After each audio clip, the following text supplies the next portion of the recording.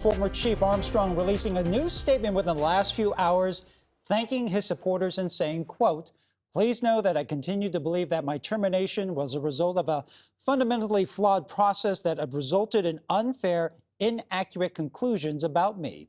I am continuing to evaluate my legal options to preserve my rights and my hard-earned reputation." The chief's firing generating a lot of discussion in both Oakland and beyond. Joining us live with more perspective on all this, the debate, former Superior Court Judge and San Jose Independent Police Auditor LaDoris Cordell. Thank you so much for joining us this evening. First, we wanted to get to your thoughts on whether the mayor's decision was the right one. Well, I'm not going to second guess the mayor, but it's quite clear the mayor relied on a report that was written by independent investigators who were lawyers. And that report concluded that Chief Armstrong had some very serious issues. They found him not to be credible, and they backed it up with specific facts. And those facts really came from other command staff officers who were present at a very key meeting when the case of the officer who involved in the hit and run was discussed. So the mayor has the authority to fire a police chief in Oakland because the position is at will. Certainly, I will tell you, I am disappointed and I'm frustrated, and I'm sure the community is, and I'm sure the chief is, about how all of this developed. But I believe that the mayor is likely on solid ground in deciding that she wanted to terminate the Chief Armstrong. You know, we've seen some community organizations throw their support behind Armstrong and demand his reinstatement, which is a bit unusual for a case like this. What do you think we can take away from that, and should that make a difference? Yeah, there were two things that were unusual. One is that the chief hired it may have been a lawyer or some others, to basically do PR for him and to denounce the findings made in the report by these independent investigators. And that's a bit unusual. He was basically campaigning to keep his job.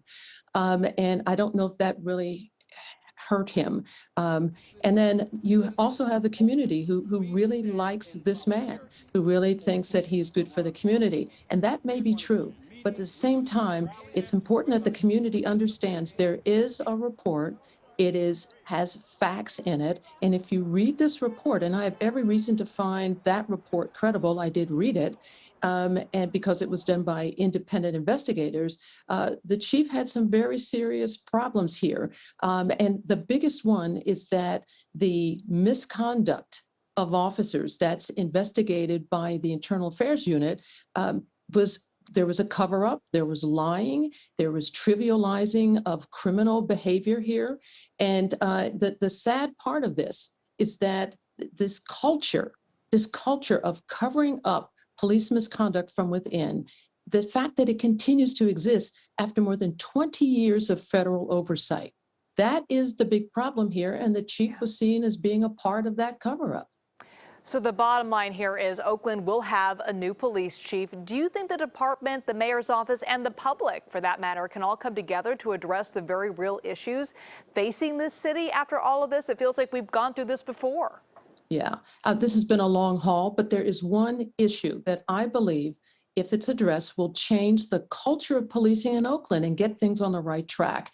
And that is that the police, and this is not just true of Oakland, anywhere, should not investigate themselves when it comes to misconduct. And that's where the problem came about here. That culture of covering up, concealing misconduct within the department shows that they should not be investigating themselves. So I think the mayor and the federal monitor, the judge, should decide that the Internal Affairs Unit should be discontinued, put those officers back out on the street on patrol, because they do need officers in Oakland, and then have independent civilian oversight to investigate allegations of misconduct in the city of Oakland. If that is done, I believe that will be a major culture change in the Oakland PD and will build trust.